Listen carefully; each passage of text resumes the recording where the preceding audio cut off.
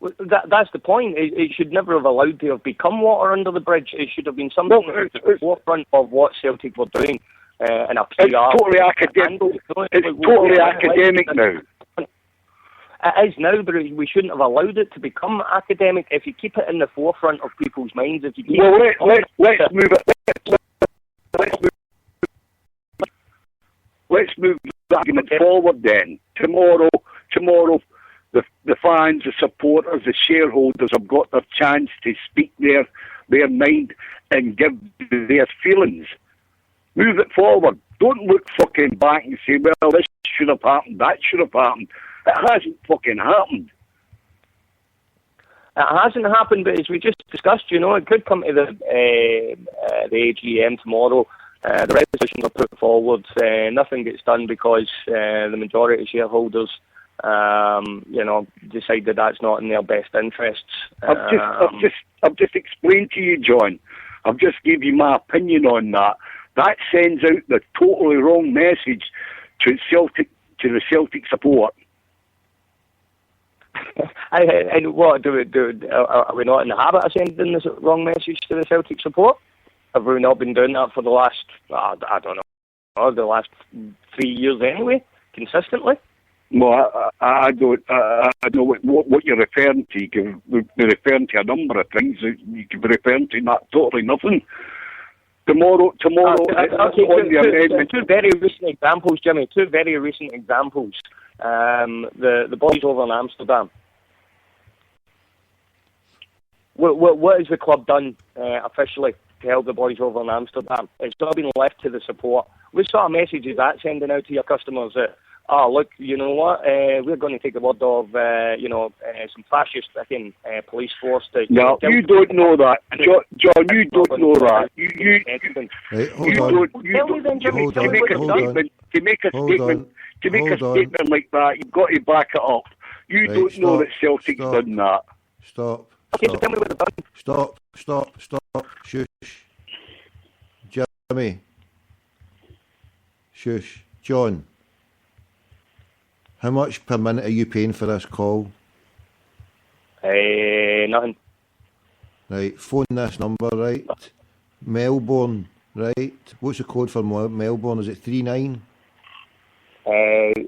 So the +643.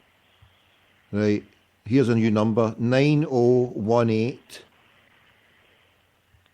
Yep. 6767. Hang up and phone me on that number. So Melbourne 90. All I've got here is a number, right? 613 9018 6767. Phone that number now and you'll get through to me, right? Alright, sweet as that. Cheers, mate. Phone that number. Right. Tommy.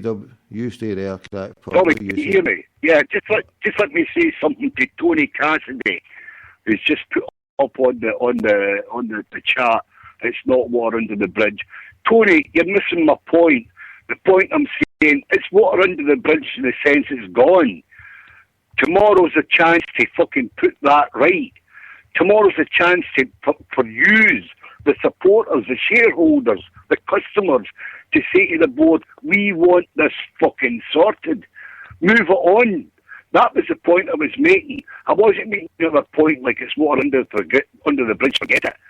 Tomorrow's the day to fucking stamp your authority on them and let them know how angry we are. Sorry for that rant, go on. So you should be.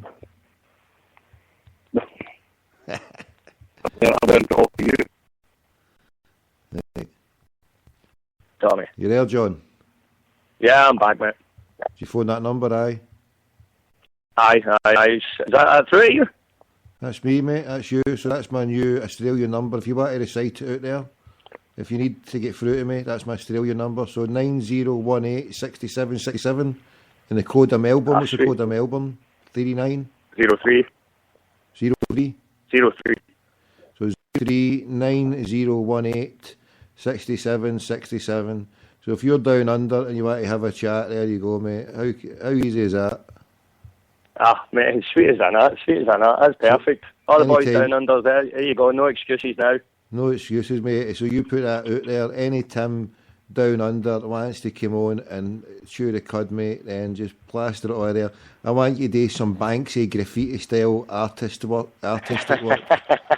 Just spray it everywhere. Say, call a crackpot on this number. Mate, Melbourne laneways are famous, mate. There's spray paint all over this fucking shot. You know what I mean? It would go unnoticed. You need to do a big mural or something in the CBD. Right, anyway, I'd interrupted you about discussion. If I could come in here, right, because I'm just still sitting here open-mouthed on Jimmy, how he thinks that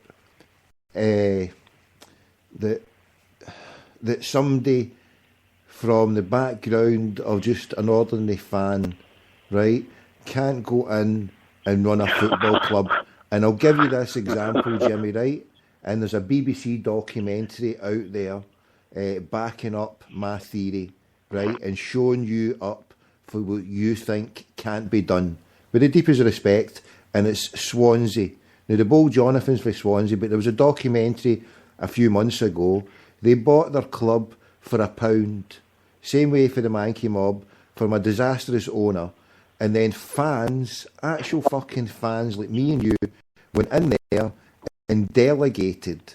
Now, I'm no saying I'm the best bean counters, but I'm saying I've got a cousin who went all the way to Australia for 2 years.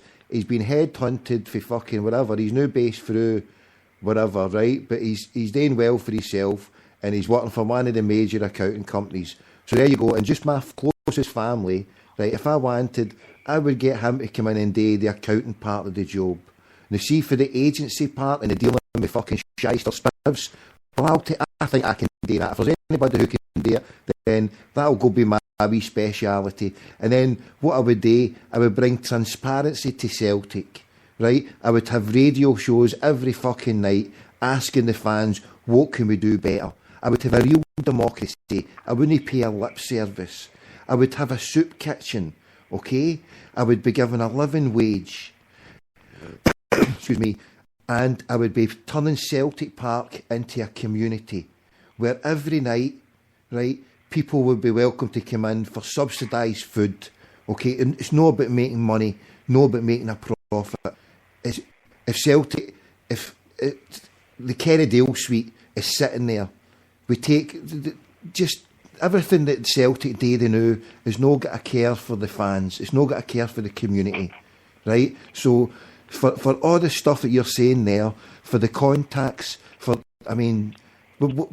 contacts in the business, whatever the contacts in the business to bring extra business to Celtic, the only business we need to bring in is good football players and better liaison with the fans. And see if you do that, if you put on a decent football team, and if you've got the fans coming through, happy seeing what they're seeing, it's no rocket science. They've got a nice wee manager there who loves the club, and you bring a regular stream of players through. They've got a good scouting system, so everything's in place. The only thing that I'm saying is save £1 million, be a chief executive who is overpaid, overhyped.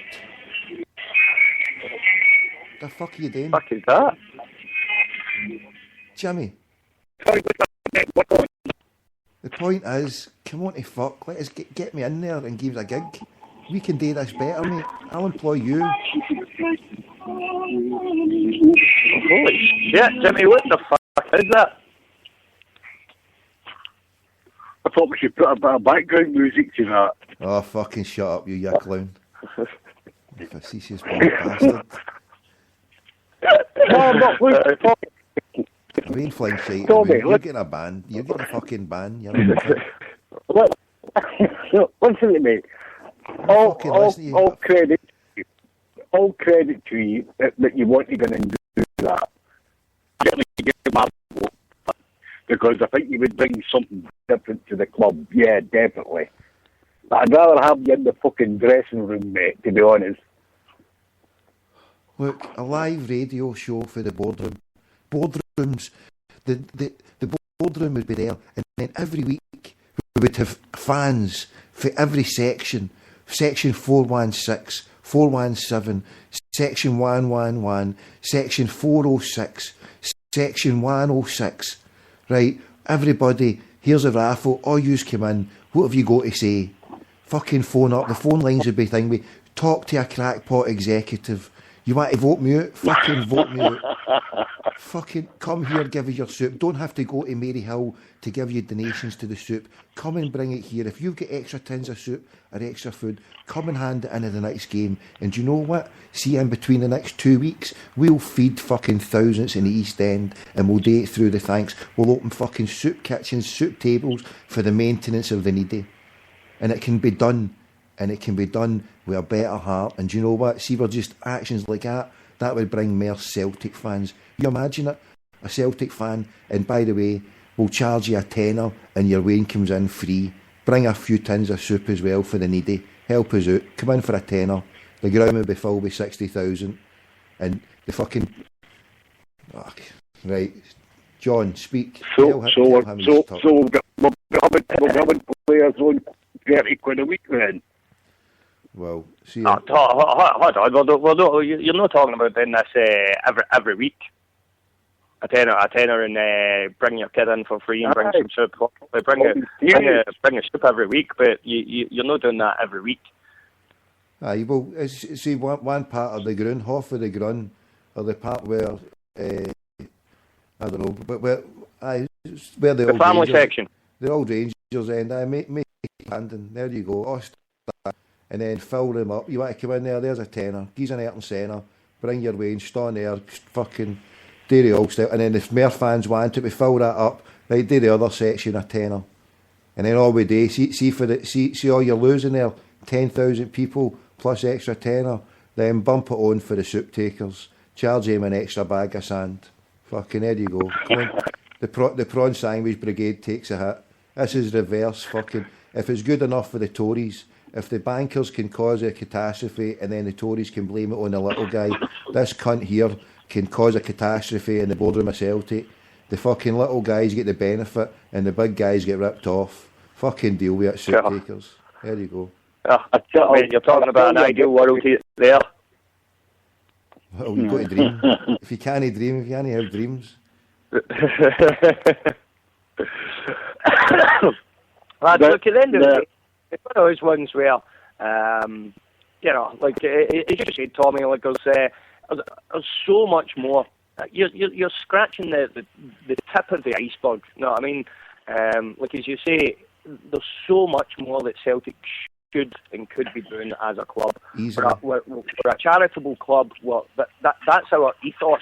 And the more that we drift away from that, and the more we go the business route, the more that we're losing our traditions, and the more that we're losing what makes Celtic special.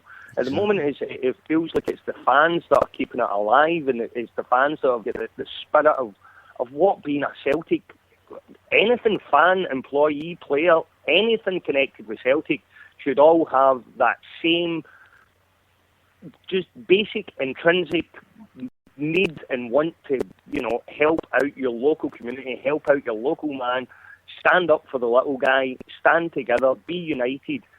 That's what the fans represent. The club itself just seems to be drifting further and further away from that. And all right, look, we might be looking at this, we're having a laugh. If you can't dream, you can't have a dream, but maybe we are looking at the ideology of what Celtic should be and what we perceive it to be in our hearts. But at the end of the day, I don't think we can lose that. Otherwise, may as well just put on a blue strip, pull our teeth out, and fucking punch yourself in the face to make yourself ugly and go down to Ibrox. If you want to do that, So, I don't know. Tony Cassidy said it costs 20 million a year to run Celtic. 20 million. Now, I don't care what you say, Jimmy. A crackpot myself, or somebody, and I'm going to use myself as a baseline example because I'm an idiot, right? And if an idiot can go in there and do something, right, I think anybody can go in there and do it. And for Peter Lawwell, we've got anybody. Okay, he worked for Clyde Port, he worked as an accountant, right? And you say the business contacts, you've still to define one business contact that brings money in there, that brings money. So what one of his business ex-contacts at Clyde